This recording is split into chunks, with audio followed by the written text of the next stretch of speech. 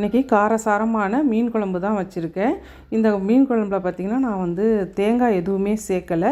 ரொம்ப சிம்பிளாக செய்யக்கூடிய மீன் குழம்பு தான் இது. ஆனால் டேஸ்ட்டு பார்த்திங்கன்னா நல்லா சூப்பராக இருக்கும். இப்போ இதுக்கு வந்து கிழங்கா மீன் நான் வந்து எடுத்திருக்கேன். மீனை வாங்கிட்டு நல்லா உப்பு போட்டு நல்லா உரசிட்டு நல்லா கழுவி வந்து இப்போ எடுத்து வச்சுருக்கேன். இப்போ ஸ்டவ் ஆன் பண்ணி எண்ணெய் சட்டி வச்சுட்டு எண்ணெய் வந்து சூடானோன்னே நம்ம வந்து வெங்காயம், தக்காளி, பச்சை மிளகாய் இது எல்லாத்தையுமே சேர்த்து நல்லா வந்து வதக்கிக்கணும். இப்போ மீன் குழம்புக்கு தேவையான மசாலாலாம் சேர்த்துடலாம். நான் வந்து குழம்பு மிளகாய்த்தூள், மஞ்சள்தூள் சேர்த்துருக்கேன். நீங்கள் எப்போவுமே வந்து மீன் குழம்புக்கு வந்து எந்த மாதிரி மசாலா சேர்ப்பீங்களோ அதை அந்த மிளகாய்த்தூளை வந்து சேர்த்துக்கலாம். இப்போ கொஞ்சமாக வந்து பெருஞ்சீரகம் சேர்த்துட்டு ஒரு கொத்து அளவுக்கு வந்து கருவேப்பிலை சேர்த்துக்கலாம். இப்போ தேவையான அளவு வந்து உப்பு சேர்த்துட்டு இது எல்லாத்தையுமே வந்து நல்லா வதக்கிடணும். நல்லா வதக்கிட்டு நல்லா ஆறினோன்னே நம்ம வந்து மிக்சியில் வந்து அரைச்சி எடுத்துக்கலாம். நல்லா நைஸாக வந்து அரைச்சி எடுத்துக்கணும். இப்போ ஸ்டவ் ஆன் பண்ணி எப்போதும் மீன் குழம்பு வைக்கிற சட்டியில் எண்ணெய் விட்டு நான் வந்து வடகம் சேர்த்துருக்கேன்.